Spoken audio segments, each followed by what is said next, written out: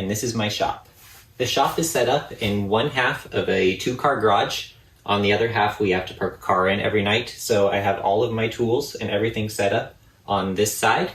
And I have everything kind of set up in a stationary position, so I don't really move anything around too much. I've got quite a bit packed into this one half of the garage. I've got my table saw, an outfeed table, a jointer, a drum sander, a router table, a miter station, bandsaw, drill press, and a dust collector, all packed into this really tight space. It's been a few years. I've been in this house for 9 years now, and it's been a slow evolution to get the shop into the state it's in now. It works really well, but it's a hassle to make sure that everything stays nice and clean, because it can get out of hand really quickly and then everything kind of falls apart. But I thought I would just show it when it's relatively clean and in a good working state before I make it all messy again. So this is my table saw. It's a 3 horsepower saw stop PCS with a 36-inch fence on it. I built this large torsion box outfeed table behind the table saw.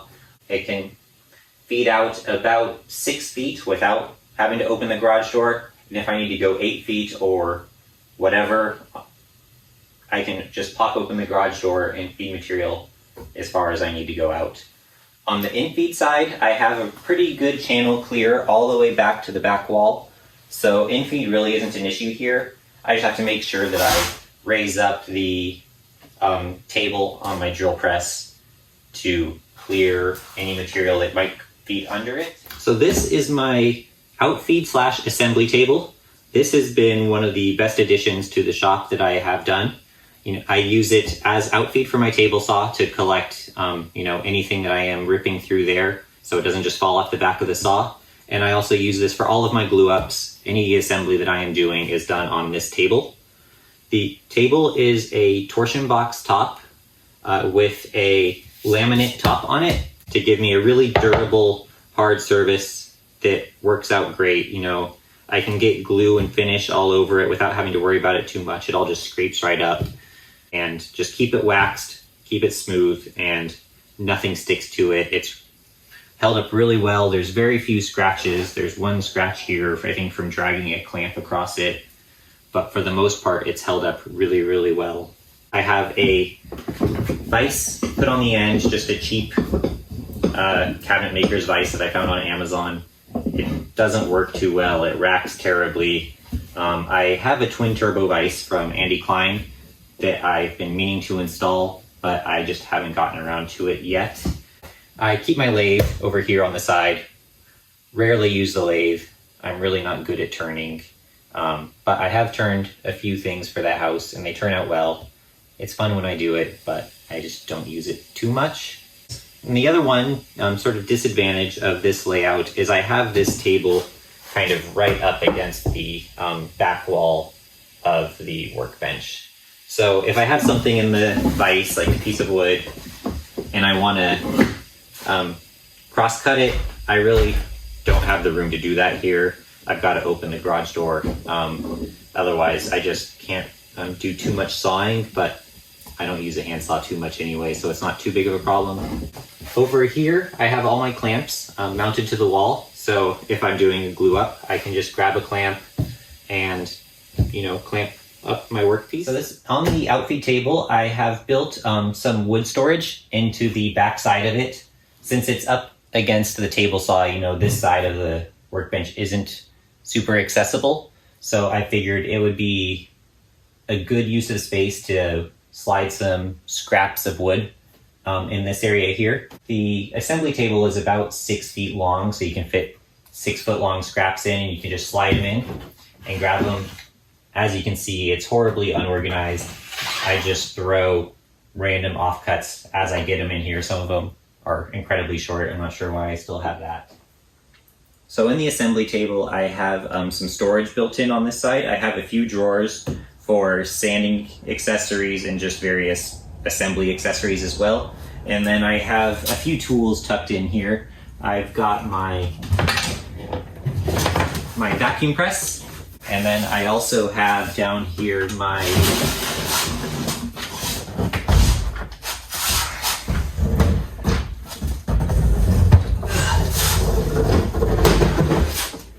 spindle sander.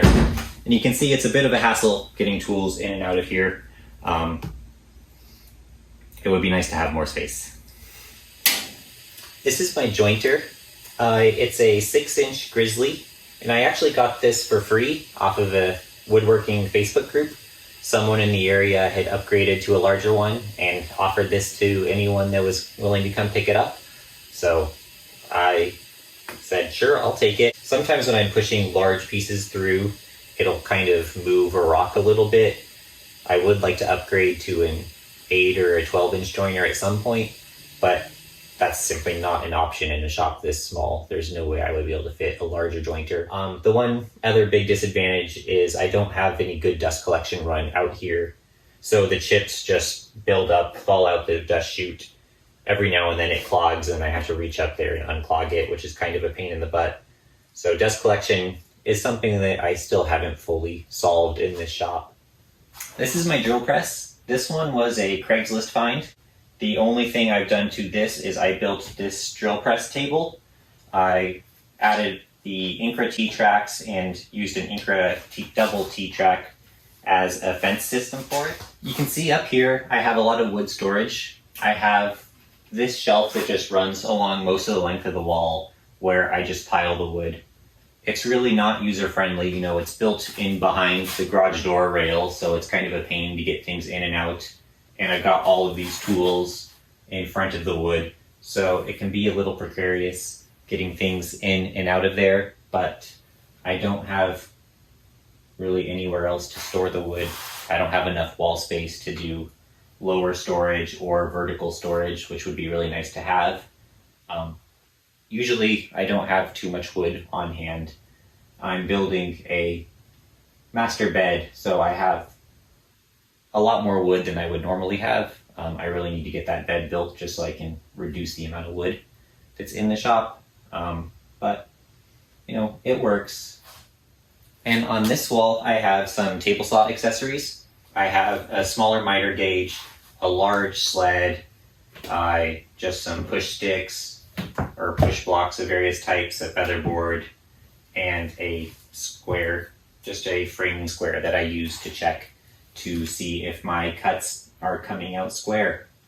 It's all within a hand's reach of the table saw. If I find I need it, for the most part, I can just reach over, grab it, and do the cutting, and then just pop it back on the wall.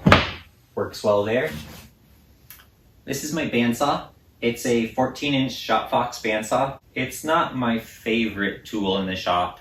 I seem to have an issue where my blades constantly get a kink in them and then stop running true. I'm not sure if that's something I'm doing wrong or if it's a problem with the tool.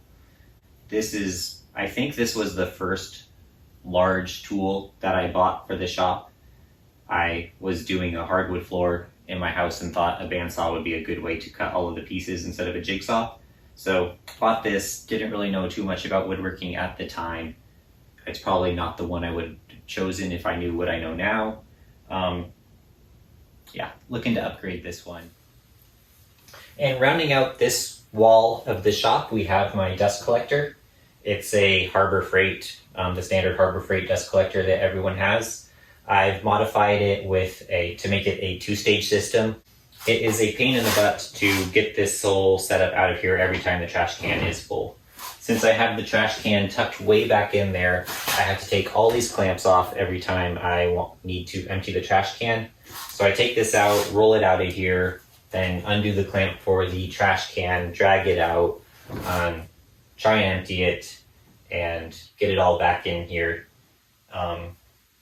It's kind of a pain. I hate doing it. I would really like a larger capacity dust collector in the future. This is my miter station / general shop workbench. This workbench has been amazing in terms of getting the workshop organized. I have so much storage built into this. Before I had this, tools didn't really have, smaller hand tools didn't have a good home in the shop, so they were just always kind of floating around. It was difficult figuring out where things should go. With this, I have a total of 15 drawers, 14 large ones here, and then one smaller one over here that I keep my safety gear in. So there's those 15 drawers, and then for the miter saw fence, I have built these cubbies into the fence. So instead of having wasted space under there, I have these little cubbies that hold all sorts of, a lot of them are like household knickknacks. They just pull out really easy and slide them in. It's really easy to clean up. Everything has a place, and I have lots of extra storage if I ever need it. And of course, it also functions as my miter saw station. So, I have my miter saw set up here. If I need to cross cut anything, I can beat anything out either way, make my cuts, works well. The only downside, and again, this is a result of having a small shop, is I don't have a whole lot of capacity to the left side of the blade. If I need to just cut 1 foot off of an 8-foot board, there's not enough room to this side of the bench to do that. So I have to hang it off the end that way, clear out whatever crap is in there, and make the cut. And it's not too supported since I only have this small bit of bench on this side. And another thing that is not ideal is I have my planer stored underneath the miter saw. So anytime I need to do some, milling of lumber, I have to drag the planer out of here. I just set it on the floor right in front of the workbench, hook a dust collector up to the pipe over there, and mill my lumber right on the floor. It's not ideal. It's a pain moving it in and out of there. It's really heavy. You can see I've scratched the wood up quite a bit, dragging it in and out of there every time. But it works. I really don't have any space in the shop to have the planer set up on a permanent stand. It really needs to be tucked away since it is a tool that you only use at a few stages of the project when you're doing the milling. So I just pull it out, use it, put it back when I'm done, and it works. In addition to woodworking, I also do quite a bit of electronics work in my free time. So in addition to being the miter saw station, this is also my electronics workbench. So I have my oscilloscope, soldering iron, a power supply, heat gun, and then cubbies full of various, electrical components in here. So whenever I'm working on an electrical project, this is where I do it. Having it in a woodworking shop is not ideal. Everything gets covered in dust, which I'm sure is not very good for them. But, they're not super high-end tools. They seem to be surviving the dust so far. This is my router table. It's the Incra LS17 fence system with the Incra Jessam router lift on it. This was another Craigslist find. I picked this up for the amazing price of $600 off someone on Craigslist. It has the Incra top wood fence system, and then the previous owner built this cabinet for the bottom with all of these drawers, and obviously I use the storage for various router accessories. The drawers don't work particularly well. Some of them are kind of sticky, but it's great to have the storage, and it's a rock solid base for the router table. This was an awesome find. I was so happy to find this on Craigslist. And it works so well. The precision with this fence is just, I couldn't ask for anything better. You can dial it, to 1,000th of an inch, no problem. This is my drum sander. It's a Performax 1632. I picked this one up off of an auction site, I believe, and it works okay. It's really hard to keep this one calibrated to make sure that, it sands smoothly across the surface, and the motor seems a little underpowered as well. I've got to take really, really, really light passes, but it works. There's a lot of cases. I love having it. I wish I had a better one. Up above the bandsaw, I have a electric space heater for the shop. It doesn't get too cold here in San Jose, but there's some days in the winter where it does get cold, and my workshop used to not be insulated. So I took the easy route of installing a heater rather than insulating the shop at first. So don't use it too much, but on those cold days, it's really nice to be able to crank up the heat in the shop. And taking a look in my drawers, on this side I have mostly woodworking tools of various sorts. You can see in this top drawer I have all my handsaws. And then going down one shelf I have, and this one's, we're getting less organized. I've got all my chisels, hammers, and then all my marking tools. And going down one level I've got all of my sharpening stuff. You can see this one's pretty empty. I've just got my 4 sharpening stones in a strop. And this one, I've got all of my drilling things, drill bits, again, lots of space. Above the workbench, I have these storage cabinets. They are just IKEA cabinet boxes, and then I built my own fronts for all of the drawers out of maple plywood, and then edge banded them in cherry. In the cabinets, I have various woodworking things. This one has all of my finishes and glues and epoxy, and my domino, and a oscillating tool up there. And then these ones are just junk. And then this one I have some drills and other various odds and ends in these. I've got lots of extra room if I ever need it. So that wraps it up for the tour of my shop. Let me know if you have any questions. I'd be happy to answer any questions that anyone has.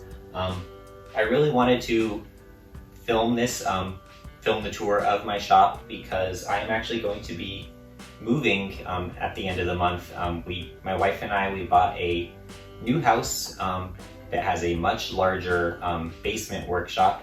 So I'm really excited to get, a lot more space in my next workshop. It's been fun, working in this garage for the past 9 years. My workflow has been refined over those times to where I now have a shop that I really, really like, but at the same time, I really, really, really would like to have more space. So I'm excited for what's coming up. So I hope to film a updated shop tour when I get that one all set up as well. There's a lot of work that needs to happen at that house before we have a functioning shop, but it's going to be great. So I think that's all for now. I will see you next time.